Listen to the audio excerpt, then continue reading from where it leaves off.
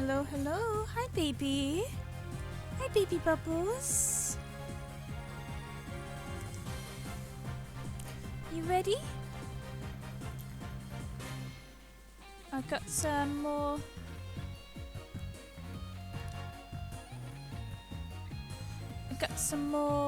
Investigations for you.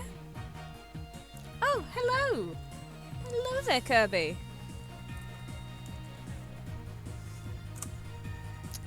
Alrighty, well, without further ado, let's get into it. Okay, let me budge Nobah down a tad. Okay, there we go. Let's get started. We are on episode 2. Yeah! Kirby, you like women, right?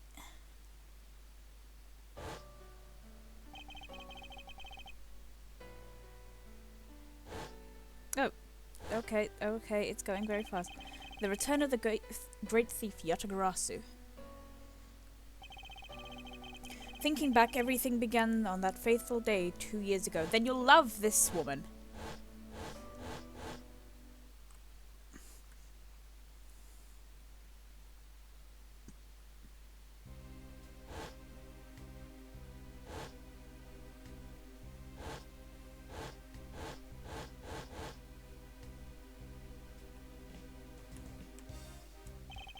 Yes, everything began high up in the air, 9,000 feet in the air to be precise. Okay, sleep well, my dear. I love you very much. Thank you for flying Go You airline. We're currently experiencing some slight turbulence. We are asking all passengers to please return to their seats and fasten their seat belts. Oh, don't tell me he was in the elevator as well. I hope you sleep well, baby. Again,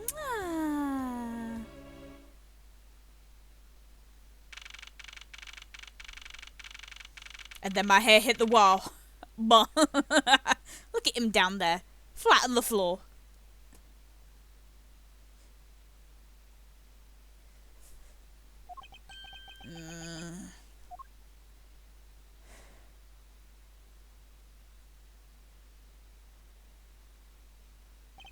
Why do I feel like I just woke up from a horrible nightmare?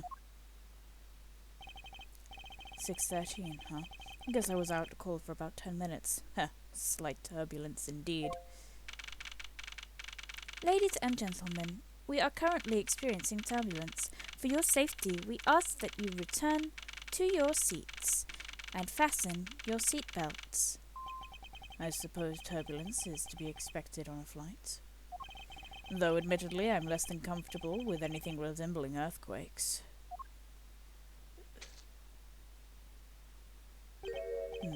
What's this?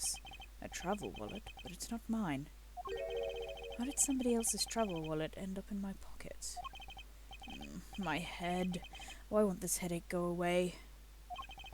I'll take care of this travel wallet later, or hand it in to an attendant. From earthquake-like turbulences to an elevator. It's PTSD Miles today. Look at him trying to out-logic his PTSD. Hello?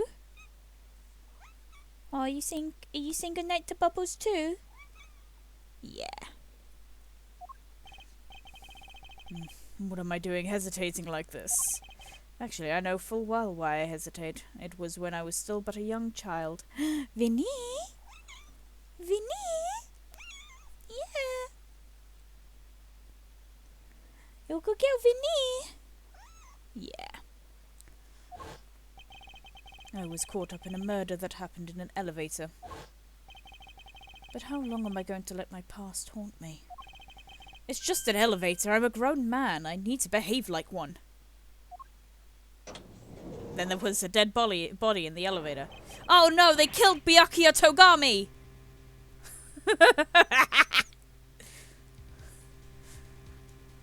What in the world happened?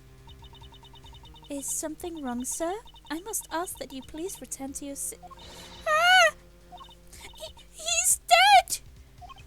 Please, calm down. We mustn't jump to conclusions without all the facts.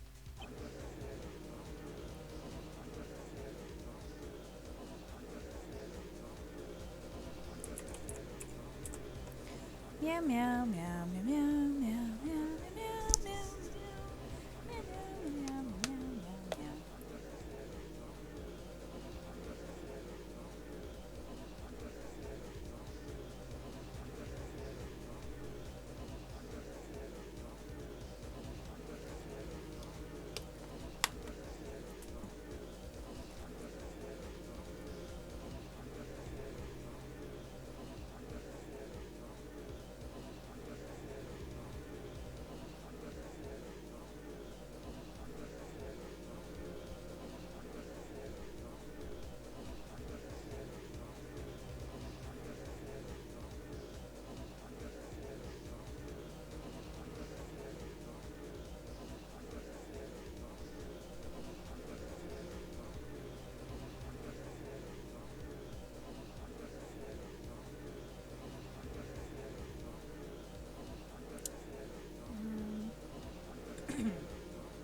We're back, baby! Okay. What's wrong? What happened? You murderer? What? No, you have it all wrong. It wasn't me.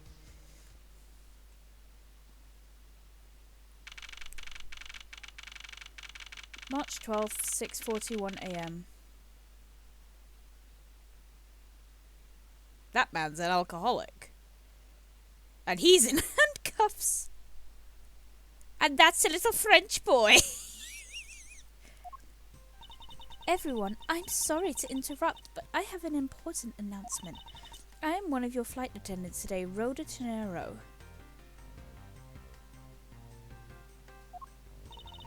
Unfortunately, we have just had a minor incident on this flight. An accident? Don't treat us like we're stupid. I caught a glimpse of it and it was a murder. What? A murder? What's going on in this flight? Please, everyone, calm down. There's no reason to panic. The flight will stay on course and make its scheduled landing. We are still currently in the middle of a rough patch of turbulence. So until we are out of this turbulence, I ask that you please remain seated. But someone was killed, right? I mean, what about the killer? Let me off. Please, there is no need to feel threatened. We have already apprehended the culprit. I ask that everyone please remain calm. What the heck is he talking about? Why would we remain calm? My name is Miles Edgeworth. I am a prosecutor, and I assure you that I am not the killer. Ha! Being a prosecutor doesn't make you incapable of murder, buddy. Oh. Now, you listen here. I am not the killer. I simply found the body. So you say, however, I'm sure that you are the perpetrator of this crime. I swear on my honour and as a professional flight attendant. Oh, is that right? I know what I saw. And there's even very strong incriminating evidence to back me up. What kind of incriminating evidence is she talking about? We already alerted the proper authorities at our destination. Until we land, you will remain in our custody by the power invested in our captain. I'm very sorry, but please understand our situation. Your situation? I'm more concerned with mine and the direction it's going in. I'm not about to just sit idly by while I get accused of murder. Again? Miss Tenero, was it? Yes. I was wondering if you might give me a chance. A chance? To do what? A chance to plead my case. And a chance to ask what you meant by incriminating evidence just now. She's very cute. To accuse a passenger of such a grave crime without allowing him to give proper defense. Can the professional flight attendant inside you really call this action righteous? You have a point. Very well, I'll listen to what you have to say. But be wary of what you reveal. I'm afraid you'll only look even more suspicious if your explanation fails to satisfy. I do not have time to deal with you all day, so please make it quick. Of course, as you wish. Good. Very well then, let's get started. I know for a fact that I did not kill the man in the elevator. What I don't know is what sort of evidence she has up her sleeve. But I'm certain it doesn't fit with how the crime really occurred. Pardon.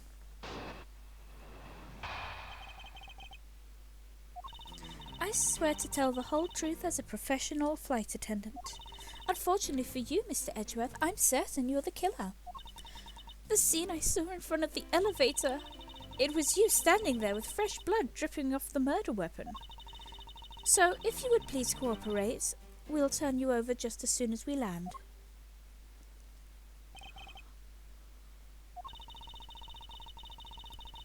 I don't think you could ask for a more perfect witness testimony. Yeah, I've got the one.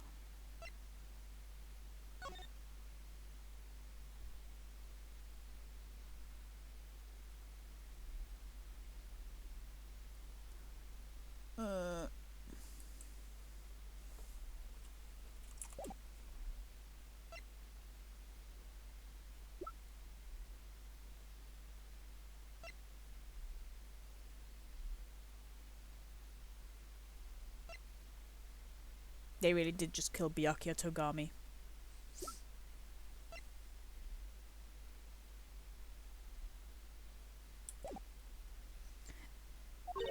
Wouldn't you agree, Mr. Edgeworth? Not really. It's hardly perfect when there's a gaping hole in it.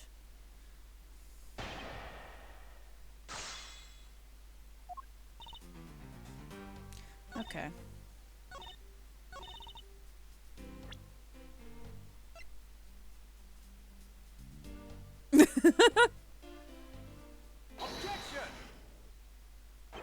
Miss Tenero. What's with the yelling all of a sudden?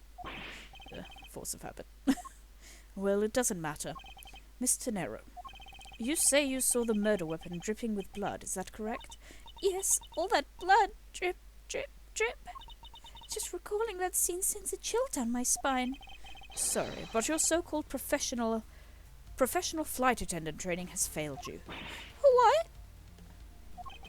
I'd like to direct your attention to this. Do you know what this is? It's a travel wallet, right? But it looks a little big and bulky. The thing you saw me holding when I discovered the dead body in the elevator was this very travel wallet, Miss Tenero. What? Impossible! Now then, do you still think I'm the killer? That I killed him with a travel wallet? But I saw blood dripping from the wallet. I know I did. As you can see, this wallet is clearly stained. But if you would be so kind as to take a whiff, I'll think you'll agree it's only grape juice. Then... That's right, you mistook grape juice for blood. The murder weapon dripping with blood does not, in fact, exist. No! There, that should clear up that pesky accusation. Oh, wait just a second. That is, I mean, even a wallet could be deadly if it was wrapped around something heavy. I demand that you show me what's inside, please. She's trembling and even tacked on... Oh, Ayo? Ayo? She's trembling and even tacked on please at the end. Sounds like I've got her. Mr. Edgeworth! Mr. Edgeworth! There's no need to look inside. Even you can tell from its appearance that it is light. No, I can't be sure of anything until I see the contents of that wallet myself. She is a persistent one. I suppose we have no choice but to see what's inside. Miss Tenero, if you would be so kind as to open the wallet and check the contents for me. All right. I usually don't pry into passengers' belongings, but we have no choice here.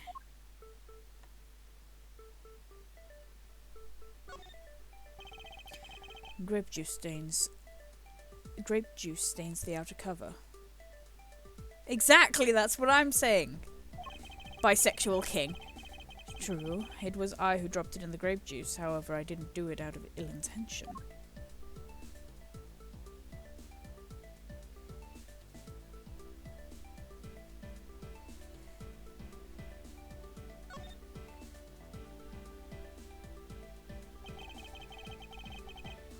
Ah, Borginia! It seems that this passport is all that's in here. As you saw, there's nothing but a passport inside. This renders your wallet was the murder weapon argument moot. Wouldn't you agree? Please hear me out, Mr. Edgeworth. What is it now? Well, I was wondering, whose passport is it exactly?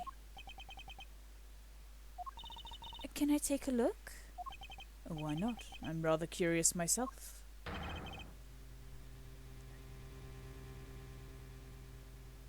Ah, it's Byakuya Togami. Ackby Hicks. Haha, sex. Sorry.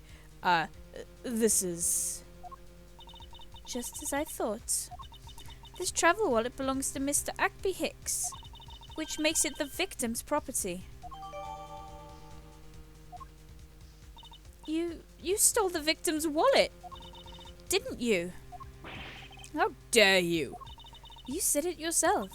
You claimed to be holding this wallet in your hand when I found you. Perhaps I did misconstrue the wallet for the murder weapon, but it seems I wasn't wrong about who the culprit is. Miss Tenero's logic. What evidence do I have?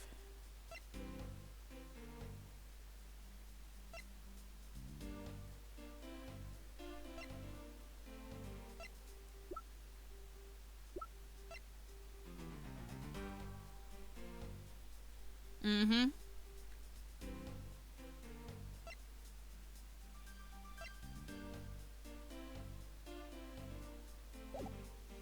As you claim, the murder weapon is not the travel wallet. However, it is something you stole from Mr. Hicks whilst you were done with the vile deed. I find it hard to believe myself, but your motive was very simple. You were out to steal Mr. Hicks's money, weren't you? So, even though I didn't have the murder weapon on me, you still suspect me, I see. You stood up at the crime scene with the victim's wallet in your hand. How can I turn a blind eye and not suspect you of foul play?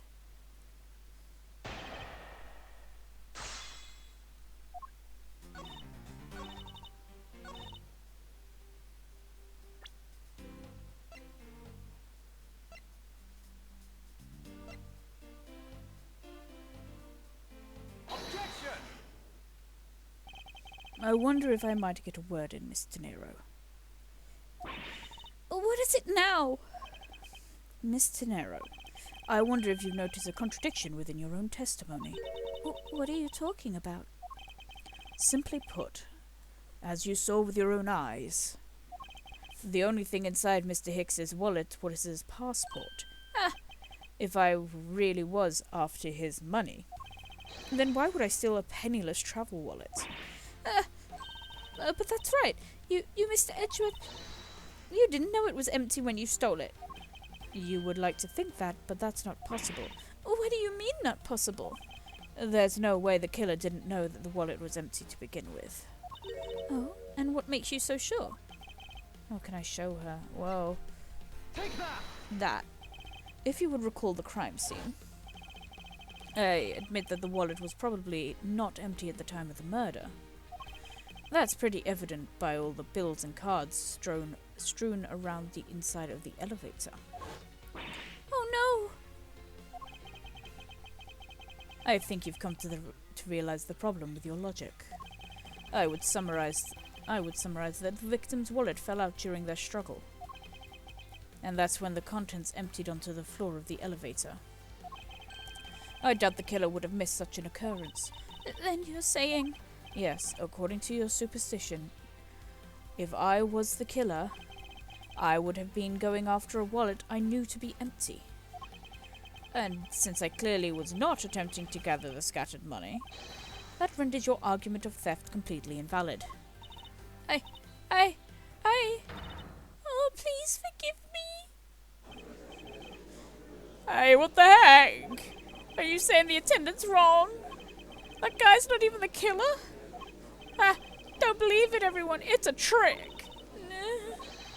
Will you all please be quiet? You're all loud as fuck. Miss Tenero. Yes? You lost your cool when you saw the dead body. Plus, the lounge was dark, and looking into the light from the elevator, it's easy to see how you mistook the wallet in my hand for the murder weapon. I take no offense that you thought I was the killer. Mr. Edgeworth. I love how they did like a unlocking sound even though he was clearly tied up with a rope. Oh, thank you for releasing me.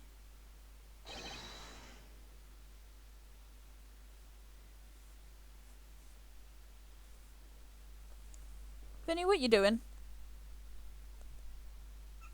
Hi. Yes, this is a guy from the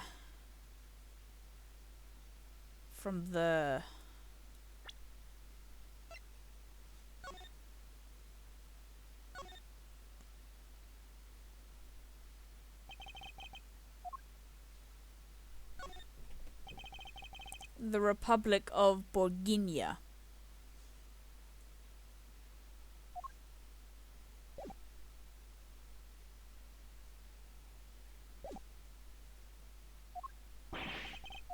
What was that just now? Miss Tenero, if you could please translate, I'd be very much obliged. It sounds like Borginian, but I don't understand any of it. There's another attendant on this flight who... I said that he is giving the runabout. I don't know what accent I could give this guy that wouldn't end up being offensive. I don't require an interpreter. I speak English just well. See? You, the attendant. Yes, sir. I want this person to be under the arrest until we arrive at the airport. Also, I will be back in just a second. I need to go and check something.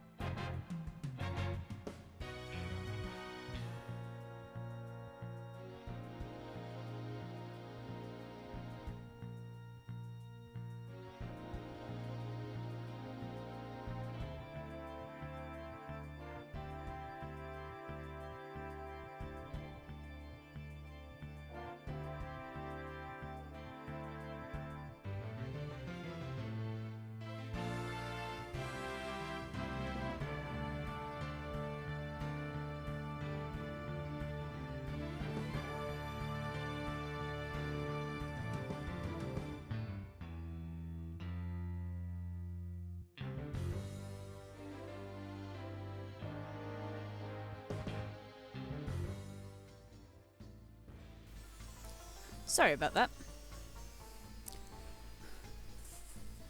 Anyway. Edgeworth. I'm sorry, sir, but what exactly are you hoping for? What is it you want? I'm finished talking to the likes of you. Please, I would like to hear what you would like me to be held under arrest. Why you would like me to be held under arrest until we land. You, how dare you try to waste my time? You were the one who stuck your nose into my affairs. I wanted to spend even at least one more second with my precious art. I have no time for other things. I know what you are. I see through you. Insolvent. Yes, I'm pretty sure that is how you say it in English. Well. Fucking hello? Oh, hello. Well, I should hope I'm not monetarily bankrupt, but I don't think that's what you meant. I'm sorry, but I don't think I caught your name. I'm Zinc LeBlanc II. I'm a very wealthy man in Bourguignon. But I am not an ordinary rich man. I am an art dealer. I sell a rich seller of beauty. Miss LeBlanc, what did you mean just now? Pardon? When you said that Mr. Edgeworth was giving me the runabouts. I have to explain? Unbelievable. I will say it once and only once. I do not have even a second to waste. Time is money, as they say. Yes, and yet you continue to blather on.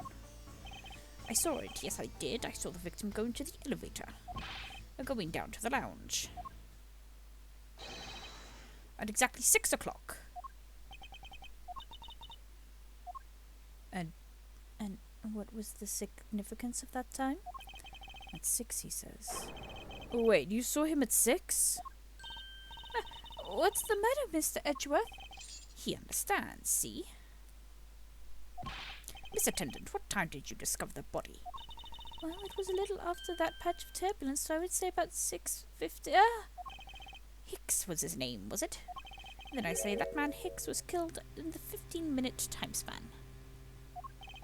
And the only person in the lounge at the time was the prosecutor, yes. Look at his tiny little fingers. He has weird hands.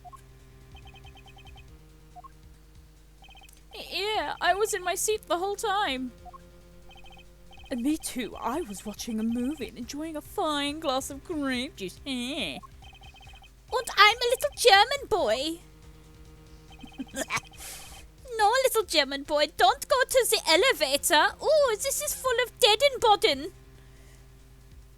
Oh, yeah. The other passengers have an alibi, so you have no problem with them, I suppose.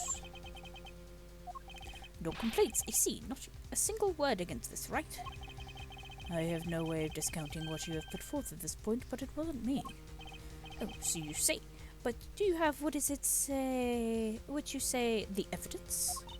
Mr. Edgeworth, are you really the culprit after all? Mr. LeBlanc. I suppose you are quite certain in what you saw. Enough to give testimony? Of course, I was looking at that man the whole time.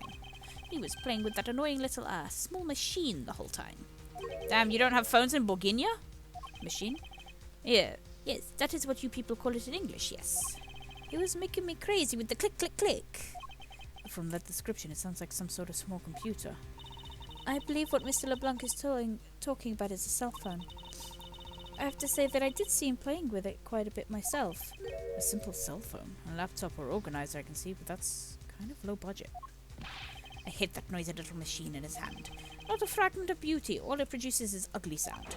Anyway, I know what I saw. Mr. Nero? Yes? I was wondering if I might be granted special permission to examine the crime scene. What? You want to examine the crime scene? If you would grant me a little measure of time, I'm sure I can produce the real culprit. I don't like the sound of that fox in the duck pen.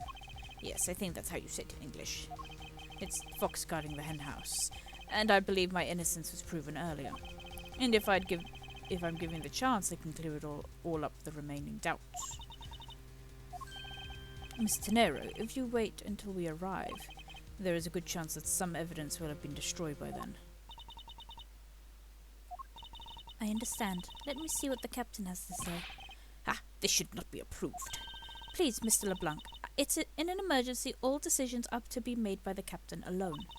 Now, please, wait here whilst I go... Why is he stroking the fucking statue like that? Now, please wait here whilst I go and ask the captain what to do. I will be right back. Ah, there she goes. She's running. You're not planning to erase evidence when you are doing your investigation, yes? Of course not. Ah, we will see. Mr. Edgeworth, you have the captain's permission to investigate the crime scene. What? Unbelievable. I am in your debt, Mr. Nero. However, there is one condition. I am to supervise you. Can you agree to that? Of course, I see no problem with that stipulation. It's only natural that as I am still a suspect in this case. Good. I take full responsibility and will watch Mr. Edgeworth's every move. I hope this reassurance is enough that there will be no foul play. Now then, Mr. Edgeworth, shall we proceed?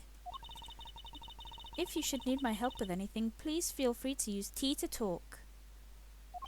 It's time to head to the scene of the crime, the first floor lounge.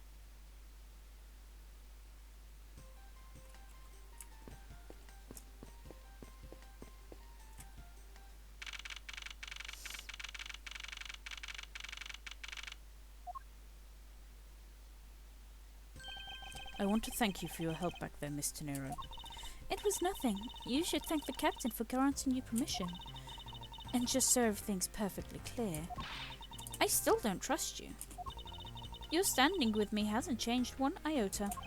I see, and I will bear that in mind. I received an order from the captain earlier. He wanted you to know that. We reserve the right to stop your investigation if we feel you are not making progress. And when we do, he asks that you please return to your seat at that time.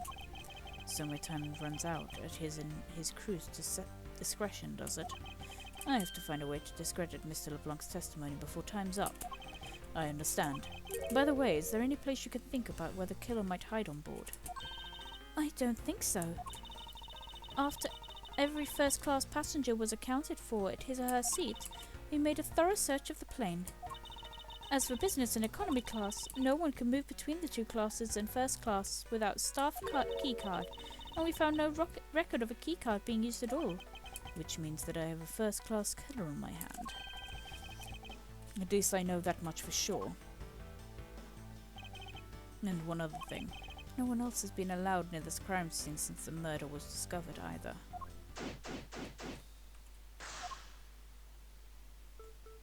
Now then, let's get started. But where should we start from? Let's start with Mr. LeBlanc's statements. The crime occurred between 6 a.m. and 6:15 a.m. During that interval, the only person in the lounge was myself, which would make me the prime suspect. However, since I did not kill Mr. Hicks, it means the killer was around somewhere. If we are to believe what you say is true, then yes. The first order of business will be to gather information to win your trust. On what floor does this elevator service? Only the first and second, though it can also go down to the cargo hold. However, that requires a flight crew keycard. So the only floors accessible to passengers are the first and second, huh?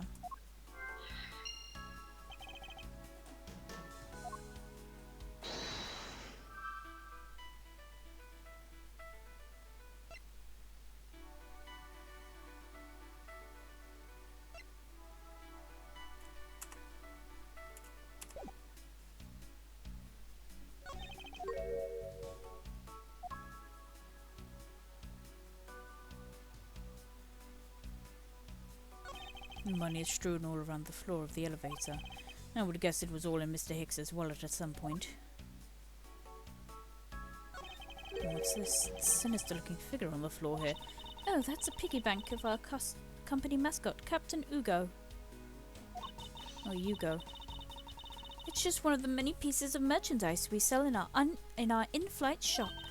This bank is a limited edition and is so popular that we're down to our last one. You have an in-flight shop? Yes, it's just beyond the lounge to the right. The shutter to the store is closed at the moment. But it was open the whole flight up until Mr. Hicks's body was discovered. There's blood on here. Could this have been the murder weapon?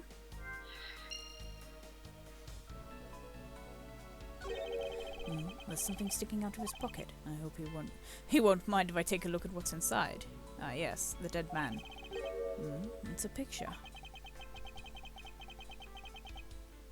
It looks like it was taken inside a building somewhere.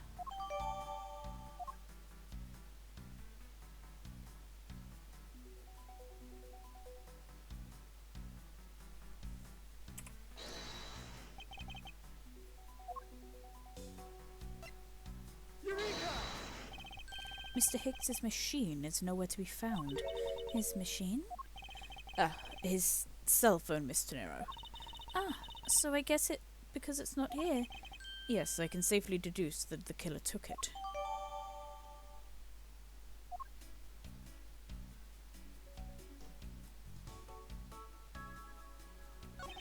I doubt anyone was expecting to find a dead body in the elevator on this flight. So Mr. Hicks, he's really dead? Yes. She's trembling. Although I can't fault her for that when there's a corpse right there. Mr. Hicks, if you really are dead, then please answer yes. I see she's over the trembling now, though a new symptom has seemed to have appeared. Anyway, I should focus on the victim's body. Let's see. There's blood on the back of Mr. Hicks's head. Could this be the cause of death? He appears to have been struck very hard. Even his glasses are broken.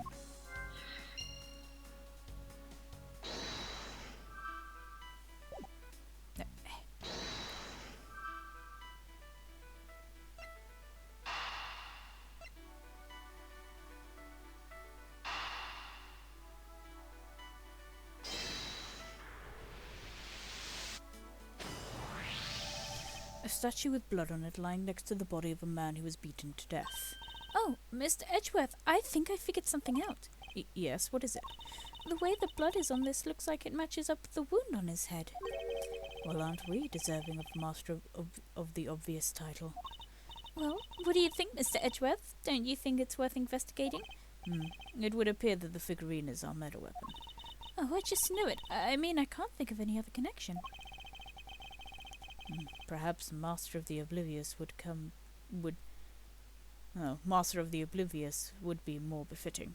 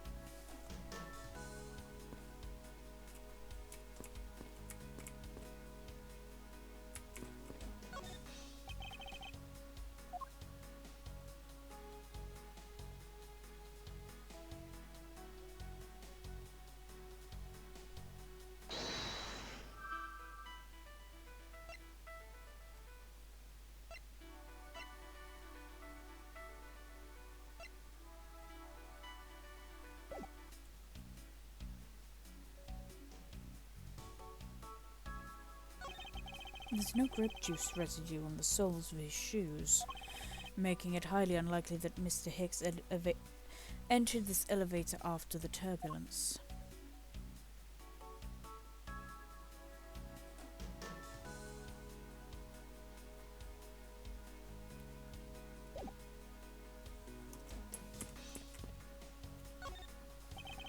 There's some spilled grape juice in front of the elevator. I assumed it was spilled during the turbulence. Oh, we must clean that up or someone might get hurt. What is it, Mr. Edgeworth? I've found some very important evidence. Take that! Oh, what is it? They're a little smudged, but I think we can both agree that these are footprints. So you think... Yes, these belong to our killer. Oh, then maybe we should check the shoe sizes of everyone in first class. I don't think that will be of any help to us. Unfortunately, the prints are too smudged, which will make it hard to get a definitive match. Oh, I see.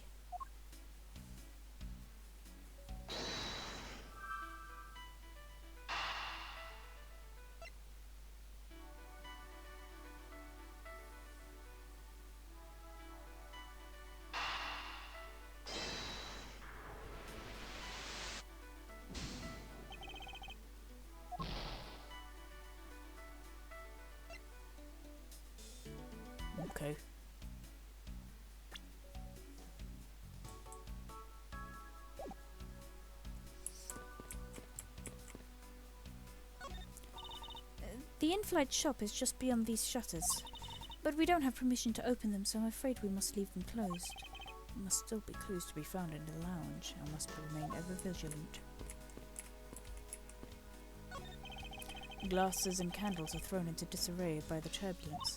It's been a while since I've seen this big of a mess. It's terribly embarrassing, but I thought it was an earthquake for a second. And I frantically started searching for gas valves to shut off. I guess the shaking of the plane was bad enough to be mistaken for a real earthquake. Not that I would know, since I was unconscious for most of it.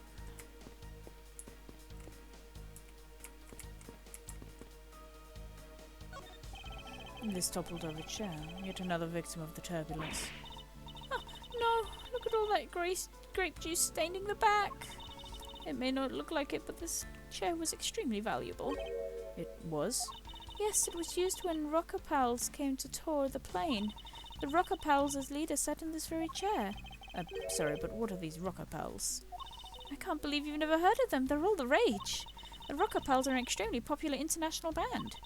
They added the Pals part on as they became more popular, especially among teens. That explains it. I'm not really one for the music of today. Maybe I should ask Detective Gumshoe about them later. On second thought, no. These counter windows offer a glimpse of the sky, but these clouds, they tell me nothing.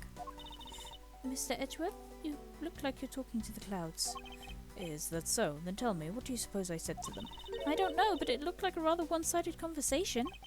The clouds, they tell me nothing.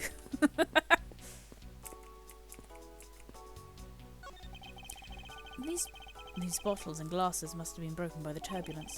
There is quite a bit of broken glass here. Please be careful in passing through the area. Thank you very much for the warning, Mr. Edgeworth. However, no matter how kind you are towards me, know that it does not clear up any suspicion I have about you. I was warning you for the sake of... Well, I wasn't warning you for the sake of clearing my name. This door leads to the flight attendant's room, but please understand that this is off limits to unauthorized personnel. The room is giving off a scent of a woman's perfume. One would think the perfume would smell great, however, to me it simply smells. Not that I have any interest in what lies behind this door. Perhaps we should return to the investigation, Mr. Edgeworth? He's gay. Mr. Edgeworth? Sorry, I spaced out for a second there.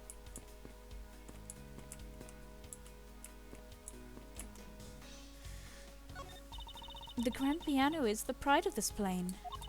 It can play the music of whatever CD we insert into the CD drive. That's not a piano, that's more like an overgrown music box. But the keys depress along with the music, so it's as if there's somebody playing it. Some people have entirely too much money to waste on overly complex toys.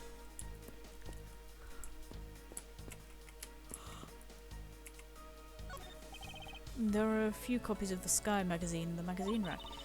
This month's special is an English trivia quiz. That's not a bad idea.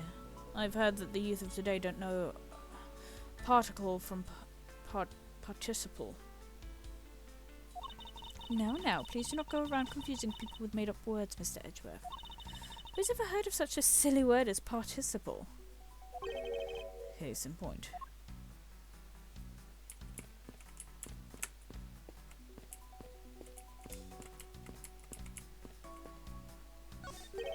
What or who is this? This is a bronze statue of the founder of Yugo Airlines, Mr. Hugo Hughes. The one on the left is when he was in his 40s, and the other one is of him in his 80s. Did the man age at all over those 4 decades? Maybe I need to squint more.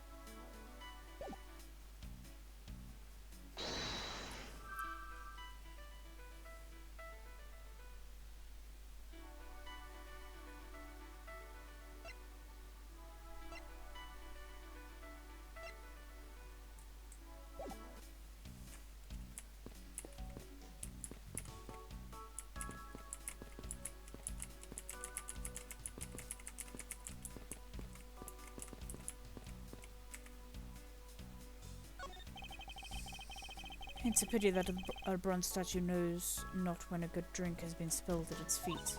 This is a statue of our founder, Mr. Hugo Hughes, who is a big fan of grape juice. I'm sure he would be thrilled if he knew so much grape juice was here at his feet. Is that a hint of hero worship I detect? I don't know what I'm missing.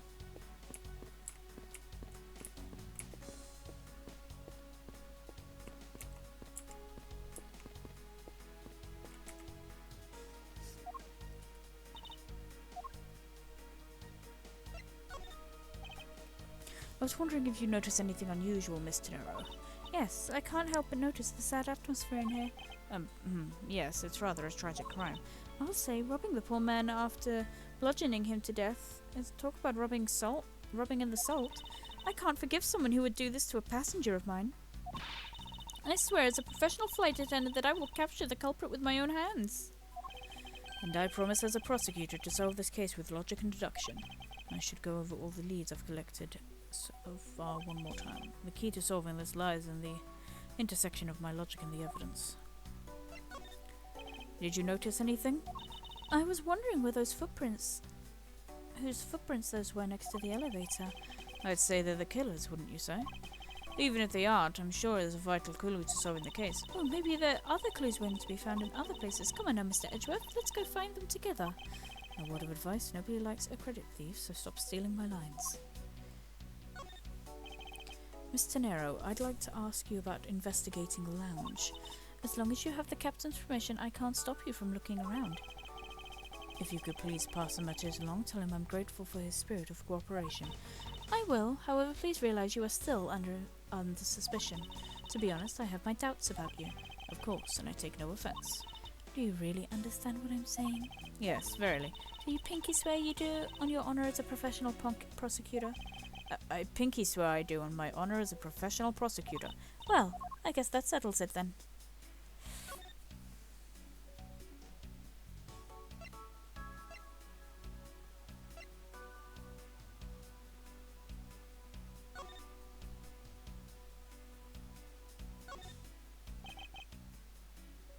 There's some blood in one of the corners. Could this piggy bank be the murder weapon?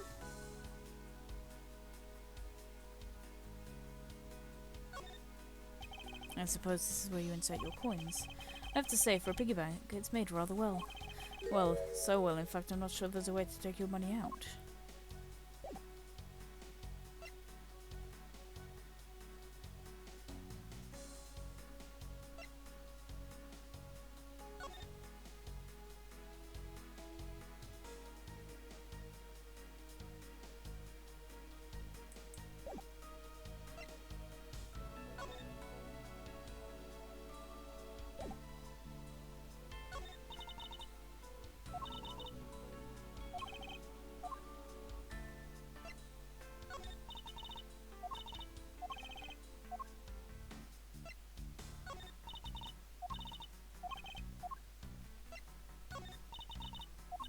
Okay,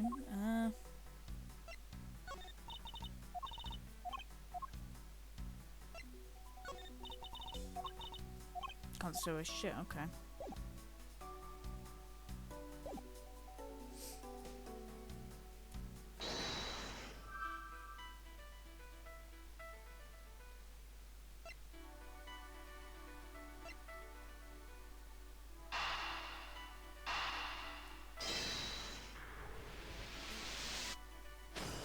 Really? True, there wasn't anyone else in the lounge other than myself right before the turbulence. But if the killer was in the elevator along with the victim, then that's a different story.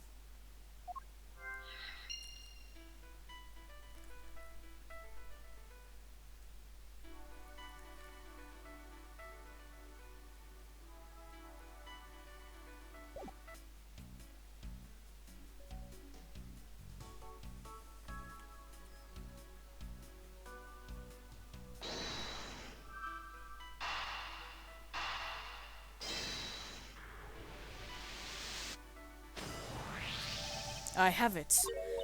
I'm sorry, but I don't understand, Mr. Edgeworth. I can prove that somebody other than myself was here around the time of the murder. What? Really? Yes, it was rather simple, actually. The proof is in the pudding, or rather in the grape juice in this case. These footsteps here confess to me this very fact, that somebody exited the elevator alive. Seeing as how the victim is dead, that would mean a second person. But couldn't the footprints have been from Mr. Hicks himself? Ah, but if you take a look at our victim's shoes, you can see his soles are spotless. Which means Mr. Hicks wasn't alone in the elevator. In fact, it's quite the opposite. There was actually one other person inside the elevator.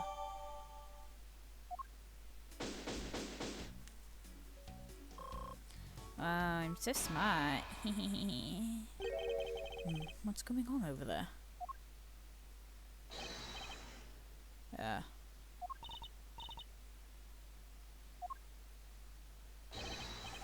Unforgivable. This is unforgivable.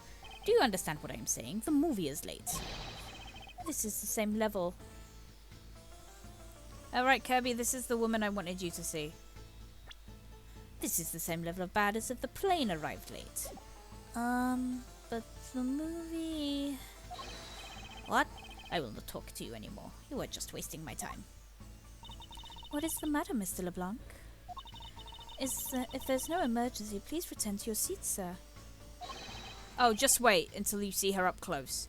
Do not tell me what to do. I do not need not sit down. Well, Mr. Prosecutor, did you prove you are innocent yet?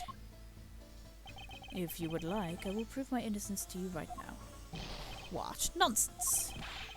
Are you saying my eyewitness testimony is mistaken? Not mistaken, merely that there is room for doubt.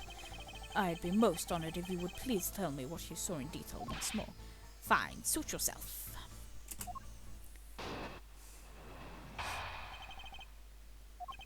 I am certain I saw Mr. Hicks enter the elevator. It was when the needles on my pocket watch pointed to 6 and the 12. The body was discovered 15 minutes after that in the lounge, yes? Then you, the only person in the lounge at that time, must be the criminal. Mr. LeBlanc's conclusion seems to have made logical sense. After all, the only person in the lounge at the supposed time of the murder was me. So, my eyewitness testimony. If you think you can destroy it, then come on, let me see. Hurry, do I look like a man who's having the time to wait for you? Why is he so irate? I'm the one accused of murder here. Anyway, I must find a way to discredit Mr. LeBlanc's account somehow and fast. Pardon.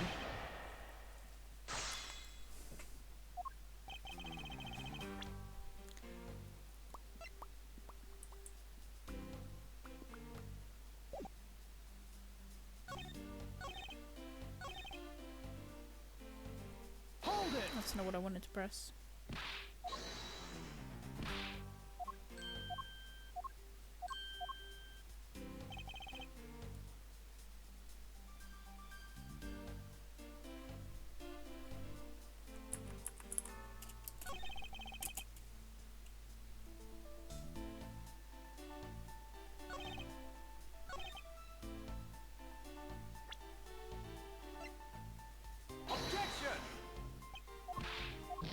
Okay.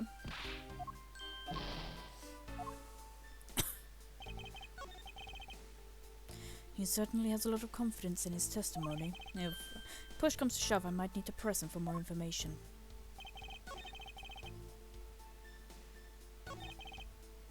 Hold it! Mr. LeBlanc, were you able to get a good look at the inside of the elevator at that time? Of course. Of course, I saw what was inside. Are you sure that the victim was in the elevator alone? Yes, the only person inside the elevator was that Mr. Hicks man.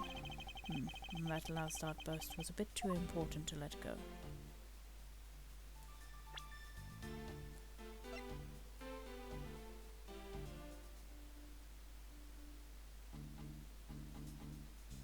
Objection! Mr. LeBlanc, what is it? There is a very glaring contradiction in your testimony. What do you mean? Please, take a look at the area in front of the elevator. There was spilt grape juice. Yes, and will you admit that you also spilt it with the blood? No, it was spilt itself during the turbulence. But the interesting thing is that there are a set of grape juice footprints. 4 footprints? Yes, the ones that lead from within the elevator out to the lounge itself. Evidence that proves that somebody other than Mr. Hicks exited that elevator alive. Oof. There must have been some other person in the elevator with Mr. Hicks. Now then, I'm done playing games. Why don't you tell us the truth? Can you please translate for us? Yeah, this is what I wanted you to, Here you go, Kirby.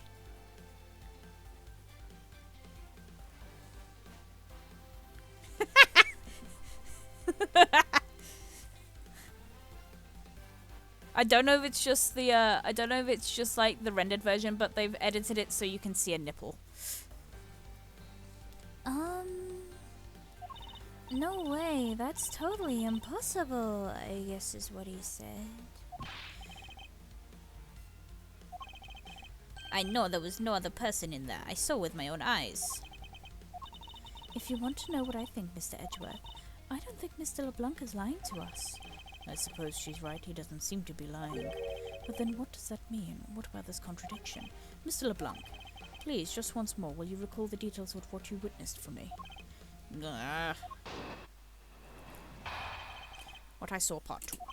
I was very upset when Mr. Hicks passed by my seat. He was always checking the time over and over again. I happened to follow that man with my eyes when he passed me, and I saw clearly into the elevator he was entering, but I saw there was nobody else inside, no one. Mr. LeBlanc, if you would please calm down. What? Dare you too have an issue with my eyewitness testimony? No, please, not at all. Please forget I said anything. Yet again, he doesn't appear to be lying. But I can't let this testimony stand as the truth. He looks constipated.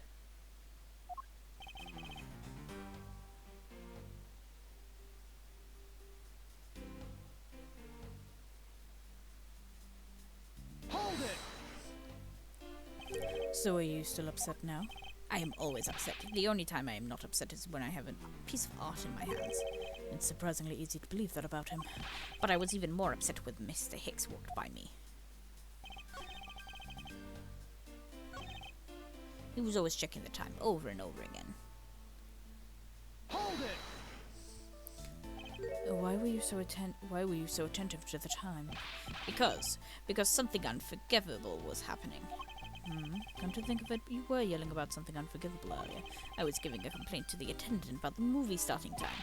Return back to me my time in money. You understand the point. Movie? Is he talking about the in-flight one that's mentioned in the magazine? A summary of the plot and its start time. Interesting. They were supposed to show license to love, laugh, maim, and murder. I cannot see that movie in my country. You can only see it on international flights. I looked forward greatly to that movie. I checked my pocket watch whenever possible so I would not miss it. I even set my pocket watch to the destination time when I came on board. So my watch is not wrong, it matched the schedule. But the movie is still late, very late.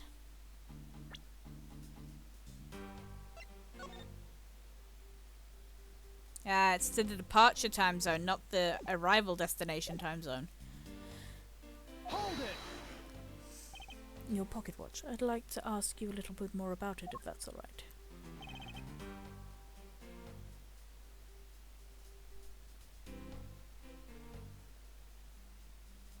Hold it! So this movie you mentioned, is it the one listed in Sky magazine? Yes. I was so looking forward to watching License to Love, Laugh, Maim and Murder. Mr. Tenero, was this movie shown on this flight? Yes, it was shown at the scheduled time. Isn't it possible you simply slept through it by accident? Nonsense, you doubt me? No, now stop pointing at me like that. Odd, how did he miss the movie he was clearly hoping to see?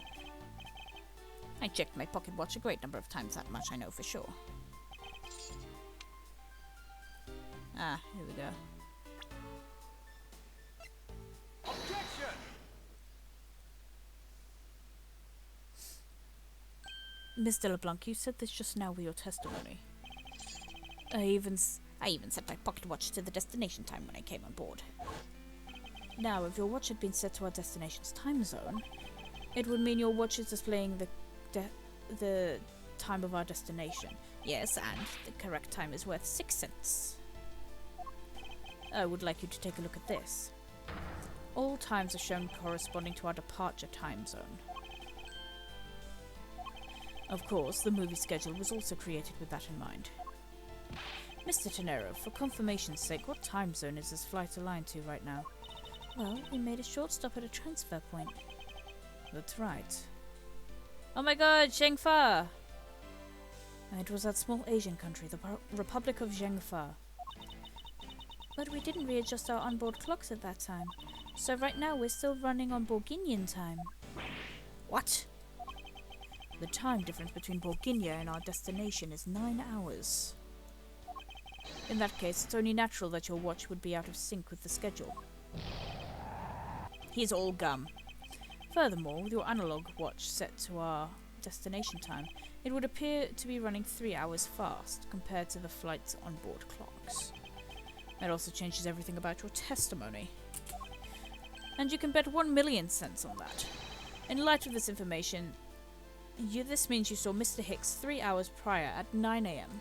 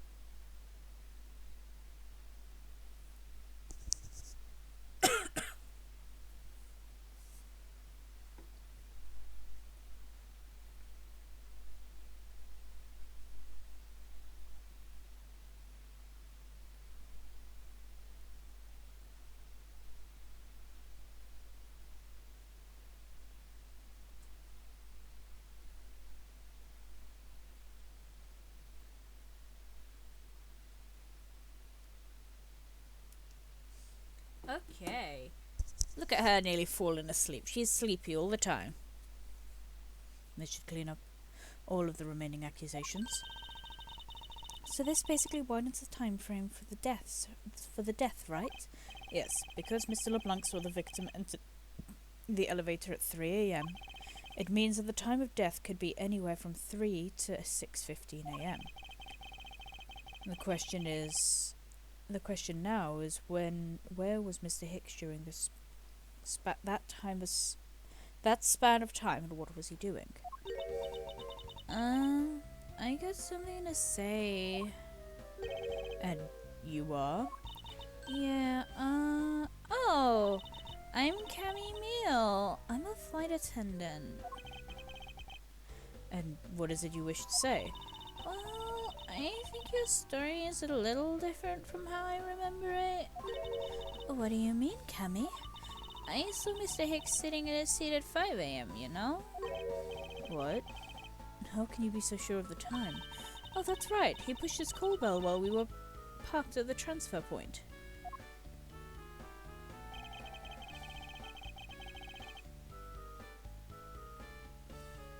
Ah, we made a stop for refueling and cargo transfers at Zhengfa, correct? Yes, and it's from 4 to 5 AM according to our clocks. And during that time, did any of the passengers leave or anyone new ones board this flight? No. Not a single person got off or on in Zhengfa. What about the flight crew? The few who were handling the cargo transfers might have temporarily gotten on or off, but eventually everyone, including Cammy and myself, came back on the plane. So basically I can assume that no one left or got out since our initial takeoff. Interesting, I should keep that in mind. Yeah, and I answered his call. I can tell you Mr. Atby Hicks was in his seat when we took off again at 5 a.m. Alright, then that puts the time of murder between 5 and 6:15. Okay, now what time did you come down to the lounge, Mr. Edgeworth? I remember coming down here almost as soon as we left the Republic of Zhengfa. Ah, you were here the whole time since 5, yes? Then you are the only one who would be the killer. Mr. Edgeworth, were you really in here in the lounge this entire time from 5 a.m. onwards? Unfortunately, yes. But then how do we explain the footprints? Is it not that obvious? This man waited for Mr. Hicks here in the lounge, waited to kill him, and then he put his corpse into the elevator. This is when the turbulence happened. My eyewitness testimony may have been mistaken. But what time I saw Mr. Hicks enter the elevator on the second floor does not matter, because the entire incident concluded here in the lounge. Everything happened in the lounge? Is that what you really believe, Mr. LeBlanc? Do you have another idea?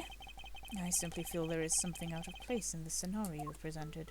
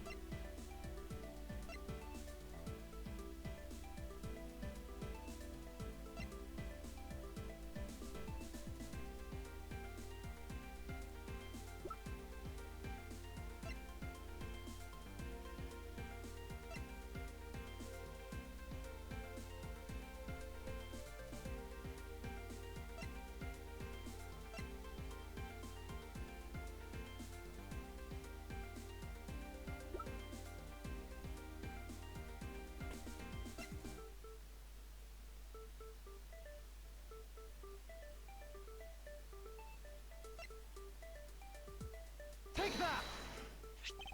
These footprints. In which direction do you think these are headed? That would be the in-flight shop. Correct. They are headed in the direction of the shop. But they look disconnected. They end all of a sudden. You are right to point that out, that they do not form a continuous trail to the shop. However, there is another piece of evidence that connects the shop to our crime scene. Besides the footprints, what else points to the in-flight shop?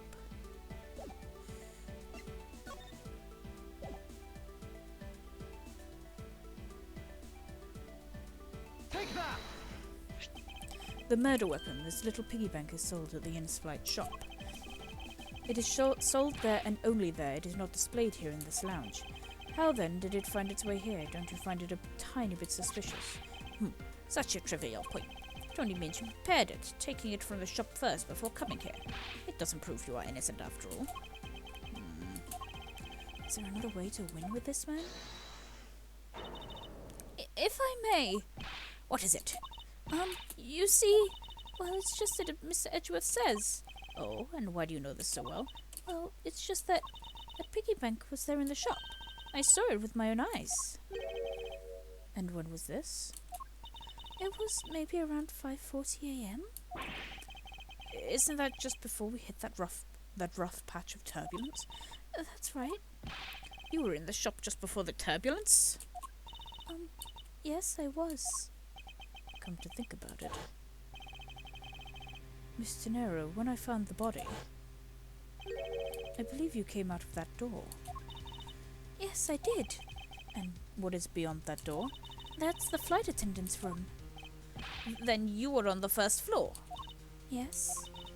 I had to do something in the shop and in the flight attendant's room. So I went to the shop first and then to the flight attendant's room. Are you saying you passed by me at some point?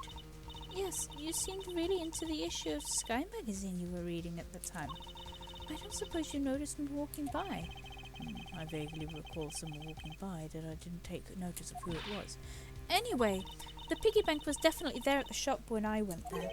Why did you go to the shop in the first place? I went there for a work-related matter. Work, you say? Yes, the upkeep of the shop is also one of my responsibilities. Why did you not say anything about this until now? That is what I want to know. In any case, I believe it's clear that the shop needs to be investigated as well. Shall we head over there then?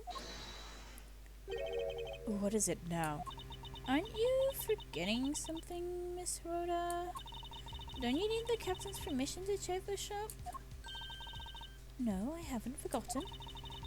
But I've already asked him permission to search the entire plane, so I think we're alright. Oh, that's weird. What is it? Well, I just talked to the captain, see? And he said he didn't give you permission to do anything like that at all. What is the meaning of this, Miss Tenero? It means she's lying. Go on, admit that you are. You said you had permission to search all over, but you don't. And yet, here you are. You, flight attendant, what are you trying to do? Pull the sheep over us? The captain's calling for you, Miss Rhoda. But don't worry. I already got permission to search the shop from the captain. See, unlike you, I do things the right way. Miss Tenero, why would you do such a thing? Please excuse me. Looks like I get to be in charge now. Please go back to your seat, Mr. LeBlanc. Now then, Mr. Edgeworth, if you will follow me, I will be your guide from now on. There's something about Miss Tenero that has piqued my curiosity. But right now, investigating the in-flight shop is my top priority.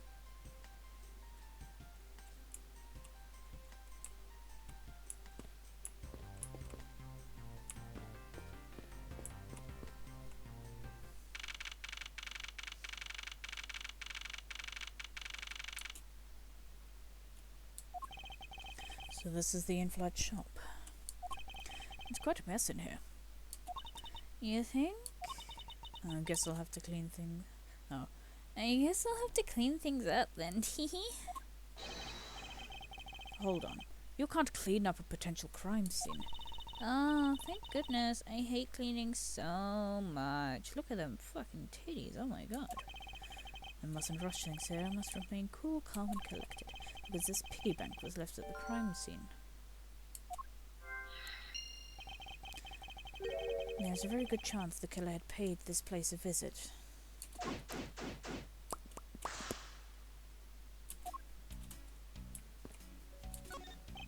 Oh, what are these?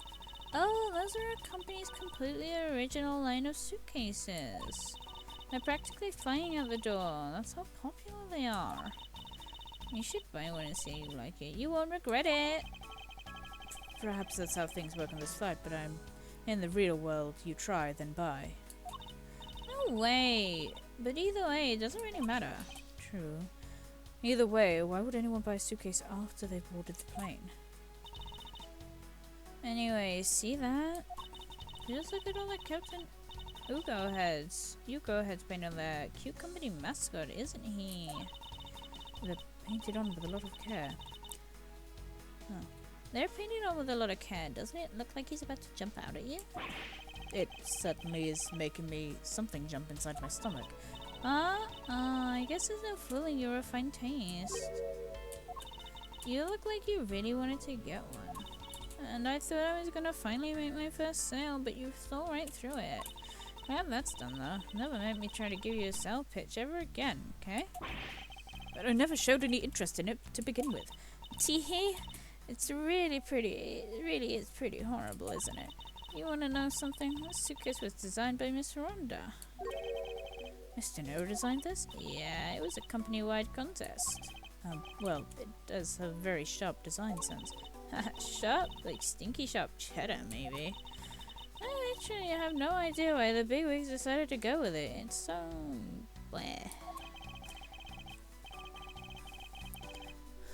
Miss Tenero designed this, did she? It's definitely not what I would have expected.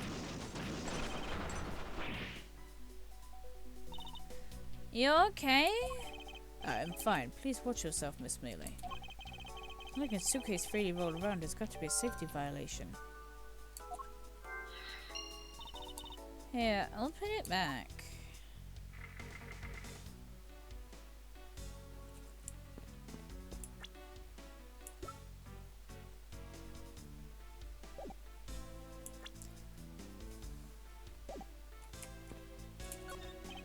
The glass from the display door is shattered all over the floor, and it looks like there's nothing on display inside either. Wait, actually, I think there is something. What is this? A captain's hat?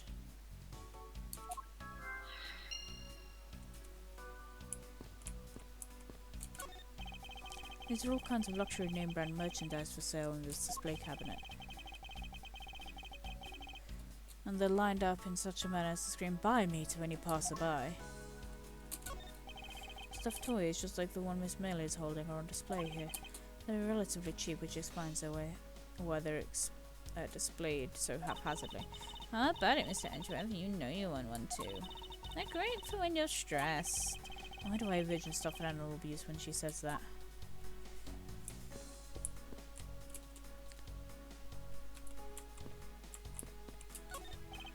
Inside the display case is a row of lifesavers and life vests for sale. They sell a lot of those when there's some kind of accident or something. But some people buy them even when there's nothing going on. How about it, Mr. Edgeworth? Care to buy one? I sense that this shop is one shopper away from being sued.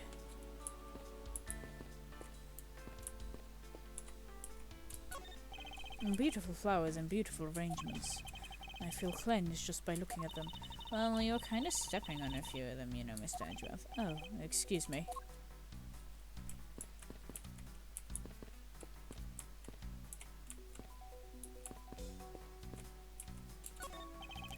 There's a wide selection of souvenirs for sale in these display cabinets. You know what I'd suggest?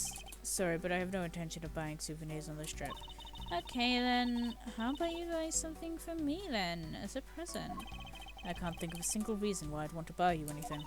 But I've had my eye on that pendant for such a long time. Try paying some attention to me when I ask you something and then we'll talk.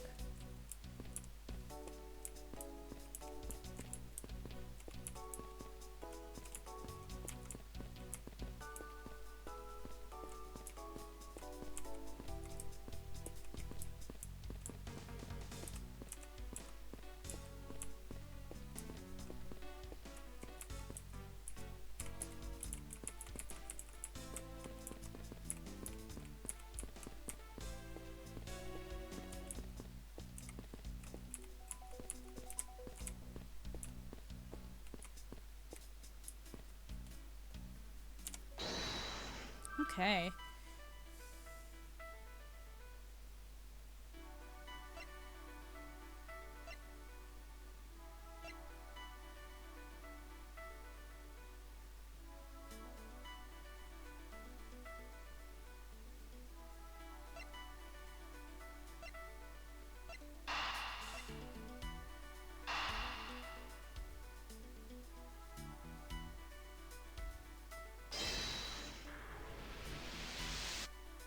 Oh. My hat probably used to be on the piggy bank's head. Let's give it a go and see. I believe this piggy bank was forcibly removed from the display case. Does this mean that the killer broke the glass to get in? Really? Don't tell me you didn't know that what things go where in this shop. Well, I don't. Mr. Rhodes is in charge of this place. But come on, how should I know anything? I sense that further inspection of the display case is needed.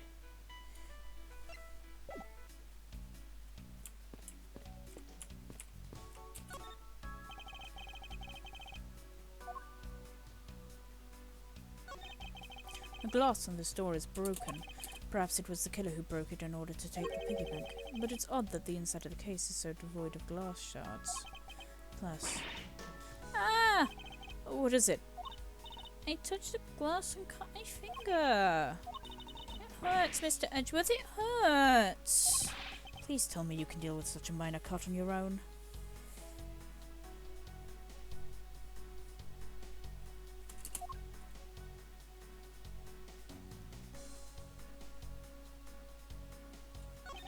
This is the same man as the one portrayed by the statues around the elevator. Yeah, as a paperweight of the founder of Go You Airlines, Mr. Hugo Hughes. On the bottom shelf we have a cute one, and the middle shelf is a realistic one. And on the top shelf, that's floral version. Floral? Are you sure about that? Let me guess, you just said the first thing that came to your mind, right? Looks like I hit the bullseye.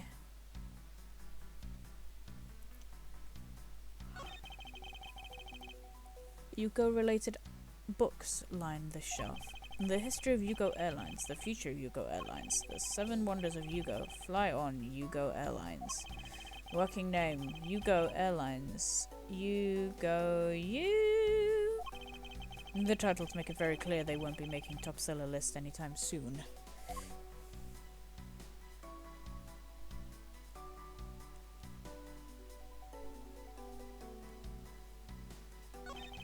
For security, there's a lock on this display case. Miss Mealy, if I might ask you about this lock. The one who's in charge of the shop is Miss Rhoda, so she's got the keys to all the display cases. I see.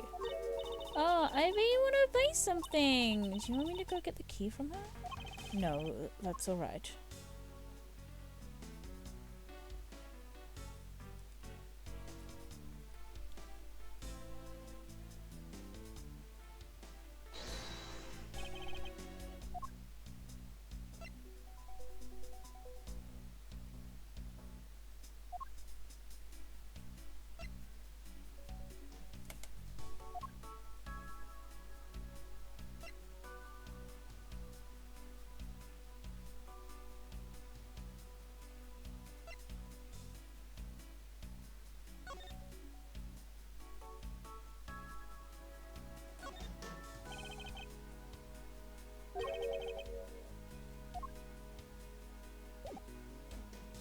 EURIKA! How about what?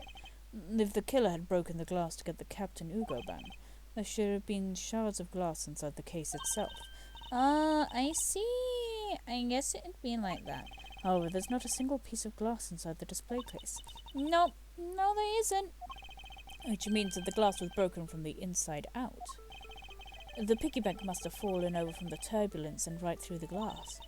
Yeah, that's for sure. There's so much glass all over the floor. I'm willing to bet that this hat was knocked off its head at the time, too. That's nice. Which leads me to believe that the killer took the Captain Ugo bank from here after the turbulence.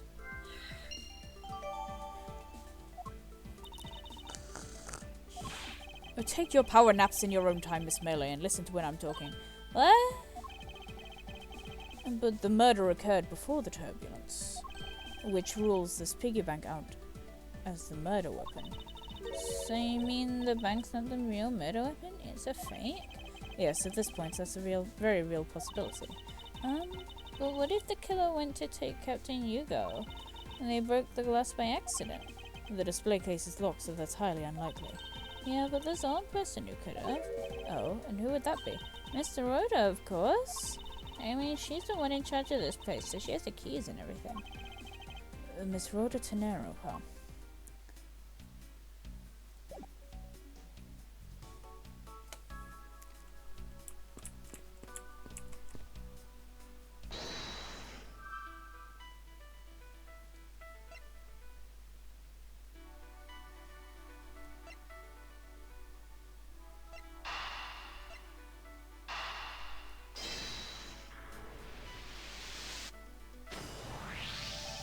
Yes, there's definitely something wrong here. What with the sudden yelling? Tell me, Miss Melee, don't you think there's something strange about these suitcases? Oh, well, sure, they're totally strange. The colour and such. That's not what I'm talking about. Now pay attention. You're scaring me, Mr. Edgeworth. These suitcases are lined up a bit too prim and proper. Yeah, they look a bit uptight, don't they? But I guess if they take after their creator... Again, that's not what I mean, Miss Melee. Don't you find it unusual that these cases...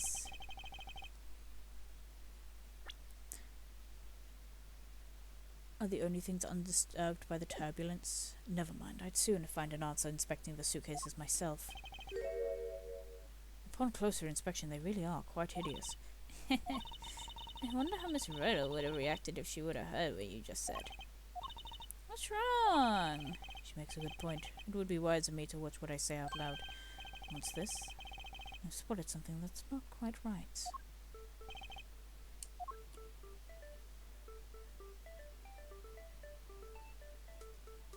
Take that!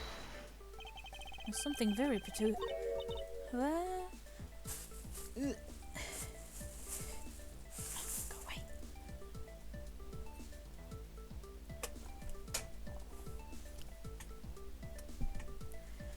This goddamn chair keeps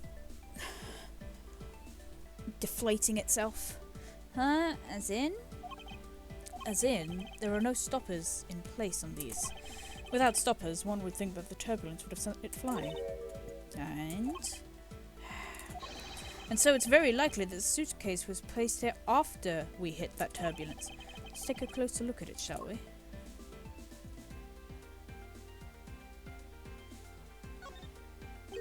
What's this? The wheel is completely covered in something. A colour and scent. It appears that the substance in question is grape juice. But why would there be juice on the wheel of a suitcase? It would appear to be unlocked. So let's take a look at what's inside. A piece of cloth. And it's soaked with blood. Ah! It's blood! It appears that the suitcase is a very strong tie to our murderer after all. Yeah. So explain this to me? What does this suitcase have to do with the murder? I believe it's pretty safe to say that the killer used this suitcase in some manner, such as to move something perhaps. But are you just talking about the cloth then? That alone is too small. A larger item would be needed to move what I'm thinking. Take that! And something that would fit inside a suitcase that is also covered in blood. Sounds like a dead body, doesn't it?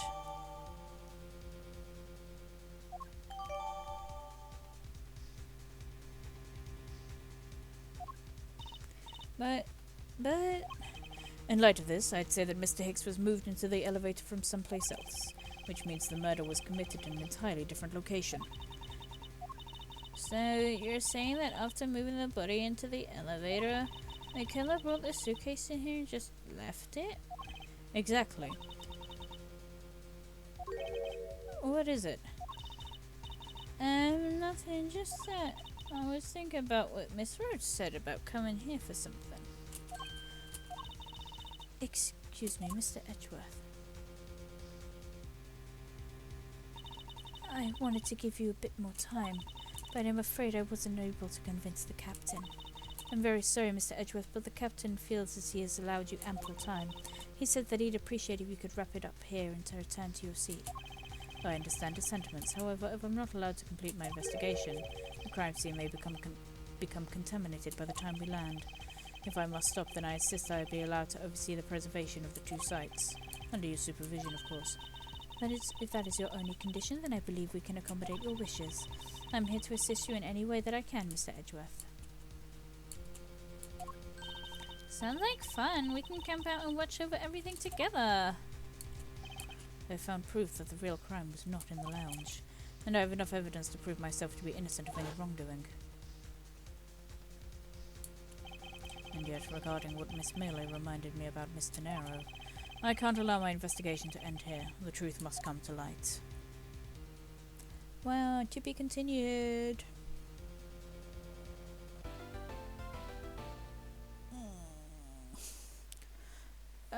I think I might call it there, though.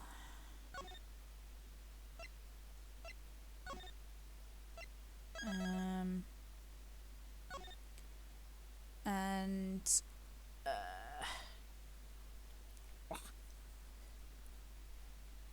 I might, as the kids call it, fuck around and find out, and play Pizza Simulator, and get called slurs by 5-year-olds. You know, regular Sunday night. But yeah, it was a good stream, and I was able to deduce things without any help. That's right, I'm actively getting smarter. Who knew? Who knew it was possible? Alrighty then. Any second now. There we go. Cool. I'm back. Okay, so I'm gonna end it here and do other things, I guess. I had fun streaming. I'll try and stream again tomorrow, but I can't promise anything simply because I am back at work tomorrow. And yeah. Thank you for tuning in, and I will catch you next time. Bye-bye.